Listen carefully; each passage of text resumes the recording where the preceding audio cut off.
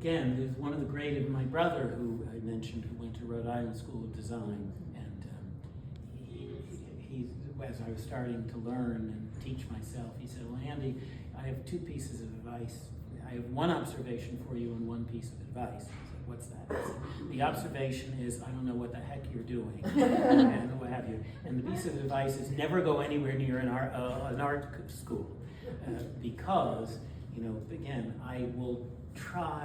I'll take old painting that's sort of desiccated, and I will mix it into fresh paint, and the fresh paint kind of softens it a little bit, and then I'll use that, and then when it's sitting there on the canvas, I'll crunch it down with a knife, and it gives that kind of scumbly texture to a lot of the pieces here.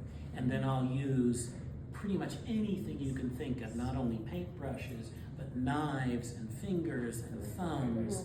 Yeah, exactly. And then I do a lot of, you know, drawing with, and I'll draw with the paint and the knife and all of that simultaneously. Yeah.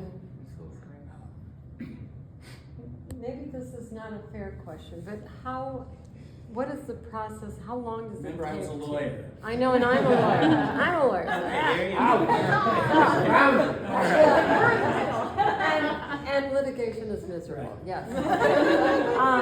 But so how long, what is the process? How long does it take you to complete a painting? And that's really too Good. I'm primed to answer this question. okay.